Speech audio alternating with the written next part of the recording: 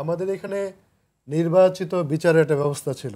আমরা গত রেজিমে দেখেছি যে যেটা নিয়ে সোশ্যাল মিডিয়াতে খুব বেশি আলোচনা হয়েছে, তাই বিচার প্রাপ্তি সহজ হয়েছে। সোশ্যাল মিডিয়াতে যার ব্যাপারে বলা হয়েছে তার উপরে খড়গও পড়েছে।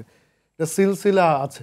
কিছুদিন কয়েক মাস আগে আমাদের এখানে গণঅভ্যুত্থান হয়েছে, কিন্তু সংস্কার করবার ক্ষেত্রে যখন ছাত্র জনতা বলুন, সাধারণ মানুষ বলুন দাবি জানিয়েছে, বলেছে গণঅভ্যুত্থানে ম্যান্ডেটেটি, আমরা বিভিন্ন জায়গা থেকে বাধা বিপত্তির শিকার হলাম।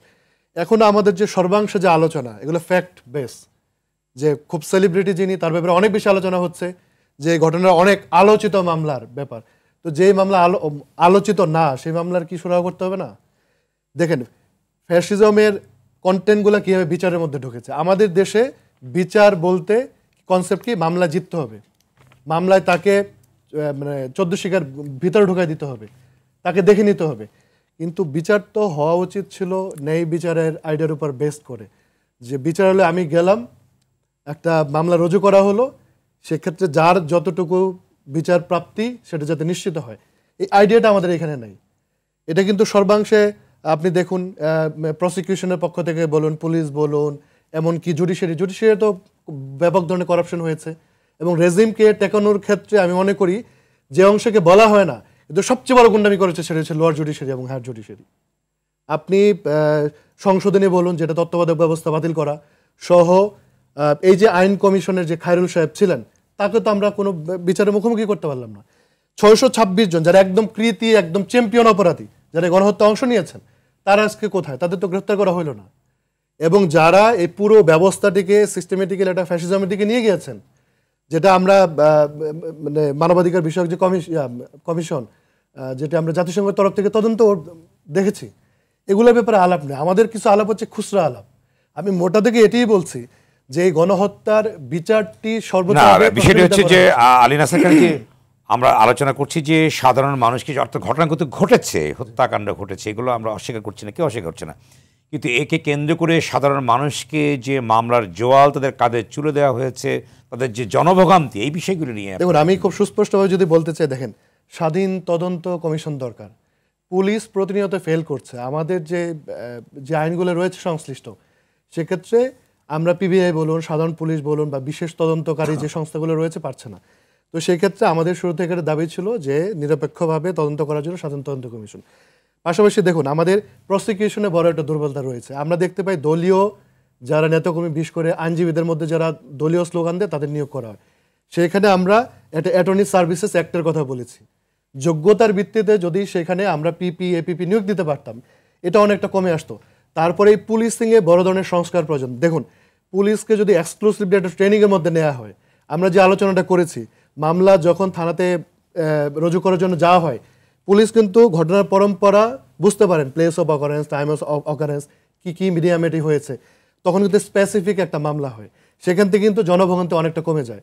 দ্বিতীয় দফা দেখুন, পুলিশের কিন্তু এই কর্তৃত্ব রয়েছে যে তিনি খুব দ্রুততম সময়ে তদন্ত করে সেখান থেকে যারা আপনার সঠিকভাবে আসামি করা হয়নি তাদেরকে বাদ দিতে পারেন, মানে নিরপরাধ মানুষকে বাদ দিতে পারেন। এমনকি যেই মামলাটা ফ্যাক্টই ধরেন ভুয়া, কোনো মেরিট নাই, সেখানে কিন্তু ফাইনাল রিপোর্ট দিতে পারেন, এই সুযোগটি রয়েছে। কিন্তু আমরা তো প্রতিনিয়তই দেখছি এই মামলার তদন্ত রিপোর্ট জমা হচ্ছে না। এমনকি দেখেন আইসিটিতে আমরা যদি বলি যে আমাদের আন্তর্জাতিক অপরাধ ট্রাইব্যুনালে, সেখানে একটি তদন্ত প্রতিবেদন জমা পড়বে বলে আমরা শুনতে পেয়েছি। তো কবে হচ্ছে অন্যান্য প্রতিবেদন জমা পড়বে, এত পরিমাণ দোষী তাদের কবে শাস্তি হবে? তো অন্যান্য যেগুলো দেখুন, যে প্রত্যেকটা ঘটনা তো ঘটেছে বিভিন্ন সময়, জুলাই আগস্ট সহ। এর সাথে আমি যুক্ত করি যে বিএনপি, জামাত সহ হাজারো নেতাকর্মীর বিরুদ্ধে যে নানা ধরনের অপরাধমূলক কর্মকাণ্ড হয়েছে, এগুলো কি মামলা হবে না? শুধুমাত্র যদি আমরা এখন বলি যে মামলা বাণিজ্য হচ্ছে, মামলা বাণিজ্য হচ্ছে, পাশাপাশি এটিও তো হয়েছে যে যারা বিভিন্নভাবে জুলুমের শিকার হয়েছেন তারা আদালতে দ্বারস্থ হবেন। তো এত কথার মূল কথা হচ্ছে মূল কথা হচ্ছে, আমি মূল ফোকাসে আসছি, যে জনভোগান্তি হচ্ছে, এটা সত্য কথা। একজন নাগরিক অথবা একজন মানুষ তিনি যদি নিরপরাধ হন, তিনি একদিনের জন্য জুলুমের বা জেল জুলুমের শিকার হতে পারেন না। এটি হচ্ছে আমাদের জুরিসপ্রুডেন্স। তো আমি যদি বলি যে দ্রব্যমূল্যের যে নিয়ন্ত্রণ, সেটিতে যদি অন্তর্বর্তীকালীন সরকার যদি এ+ পায়, যদি ধরেন আমাদের আর্থিক সুরক্ষার ক্ষেত্রে যদি সে এ পায়, সবচেয়ে ফেল করেছে আইন শৃঙ্খলার রক্ষা করতে গিয়ে। এবং আইন মন্ত্রণালয়ের ক্ষেত্রে বলি, যিনি আমারও শিক্ষক ডক্টর আসিফ নজরুল, তিনি চূড়ান্ত রকমের একটি অ্যাডমিনিস্ট্রেটিভ ব্যর্থতার পরিচয় দিয়েছেন এবং কার্যক্রমে মনে হয় যে অন্যান্য কোনো মন্ত্রণালয় বিভিন্ন এজেন্সি সহ কোনো জায়গায় কোনো ধরনের মানে শৃঙ্খলা নাই অথবা তিনি এটা মেনটেন করতে পারছেন না। তো প্রত্যেকটা জায়গা থেকে কিন্তু এটা শুধু রাজনৈতিক দল না, রাজনৈতিক দলের কর্মীরা তো আগে ভিকটিম হয়েছেন, এখন সাধারণ মানুষ হচ্ছেন, আবার ভবিষ্যতে রাজনৈতিক দলের কর্মীরা নিপীড়নের শিকার হবেন, গণমাধ্যম নিপীড়নের শিকার হবে। এই যে কালো আইন ধরেন স্পেশাল পাওয়ার সেক্ট, এটার ব্যাপারে আমরা কোনো সিদ্ধান্তে আসতে পেরেছি যে কালো আইন বাতিল করা হোক? এবং ডিজিটাল সিকিউরিটির নামে যে মামলাগুলো হচ্ছে ভবিষ্যতে এগুলোও তো নানান ধরনের অপব্যবহার হতে পারে।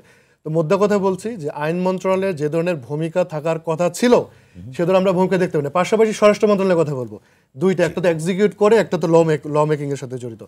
তো সেই ক্ষেত্রে যদি দৃশ্যমান কোনো উন্নতি দেখাতে না পারেন অন্তর্বর্তীকালীন সরকার, আরও বেশি আপনারা বিরূপ মন্তব্যের শিকার হবেন, অনেক বেশি সমালোচনা হবেন এবং তাদের যে অর্জন এমনকি এই সংস্কার প্রক্রিয়া বাধাগ্রস্ত হতে পারে। আমি শেষ করছি এটি বলে, সামনে নির্বাচনের কথা বলা হচ্ছে, তো নির্বাচন আপনি কীভাবে সুষ্ঠু করবেন যদি হচ্ছে ল এনফোর্সিং এজেন্সি যদি স্বাধীনভাবে কাজ না করতে পারে, যদি জুডিশিয়ারি ইন্ডিপেন্ডেন্ট না থাকে, যাদেরকে আইন প্রয়োগ করার জন্য কিতাবি ক্ষমতা দেওয়া হয়েছে তারা যদি এটি স্বাধীনভাবে প্রয়োগ করতে না পারে তাহলে কিন্তু উন্নতি হবে না। তো এই ক্ষেত্রে আমরা মনে করি সরকারের অন্যান্য বিষয়ে মনোযোগ দেওয়া উচিত, কিন্তু সুস্পষ্টভাবে আইন শৃঙ্খলা পরিস্থিতি এবং এই যে আইন মন্ত্রণালয়ের কর্তৃত্বাধীন যা আছে সেদিকে নজর দেওয়া উচিত।